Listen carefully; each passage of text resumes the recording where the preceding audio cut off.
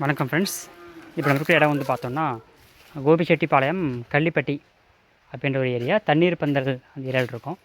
இது வந்து செவ்வாழைக்காடு. கரெக்டாக வந்து ரொம்ப சிறுமுட்டியாக வச்சுட்டாங்க. அதனால் வந்து வாழை ஹைட்டு போயிடுச்சு, பார்த்து தெரியும்.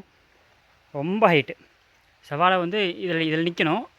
அதை தாண்டி பார்த்தீங்கன்னா இருக்குது பாருங்கள், ஒரு 1 அடி 2 அடி 3 அடி ஆயிடுச்சு. எக்ஸ்ட்ரா ஒரு 3 அடி வளர்ந்துருச்சு. நல்லா 3 அடி கம்மி, எக்ஸ்ட்ரா வளர்ந்துருச்சு. அதனால் வந்து எல்லாமே ஈனில். இது எத்தனாவது மாதம் வாழை இருக்குன்னு நினைக்கிறீங்க? இது வந்து 11வது மாதம் வாழை. பார்த்துக்குங்க, நான் மேட்டில் நிற்கிறேன். 11வது மாதத்தோட வாழை நல்லா வளர்ந்து ஏறிடுச்சு மேலே வரைக்கும். எதுலேயுமே வந்து போட வரலன்னு சொல்லி கம்ப்ளைண்ட் பண்ணாங்க. ஸோ அதனால் நமக்கு ஸ்டெம் இன்ஜெக்ஷன் பண்ணிக்கலாம் அப்படின்ட்டு ரெக்கமெண்டேஷன் பண்ணியிருந்தோம். பார்த்துட்டு கூப்பிட்டாங்க யூடியூப்பில்.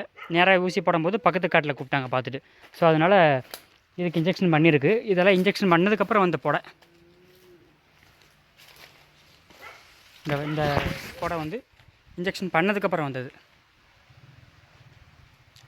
நியர்பை 4 சீப் இருக்குது இதில்.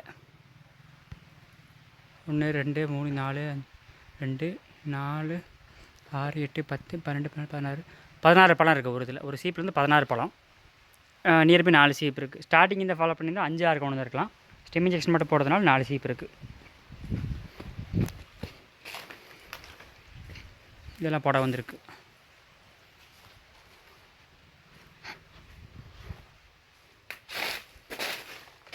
அதே போல் சருகு நோய்க்கு போட்டது. சருகு ஸ்டாப் ஆயிடுச்சு, தெரியுதுங்களா? காஞ்சு நிற்கும். சருகு எப்படி ஸ்டாப் ஆகும் தெரியுதுன்னா, சருகு நோய் வந்து காஞ்சு நிற்கணும். அதுதான் ஸ்டாப் ஆனதுக்கான அறிகுறி. பச்சையாக இருந்து அந்த மட்டை டப்புன்னு காயணும். இந்த மாதிரி காஞ்சி நினைச்சுன்னா சருகு கண்ட்ரோல் ஆனதுக்கான அறிகுறி.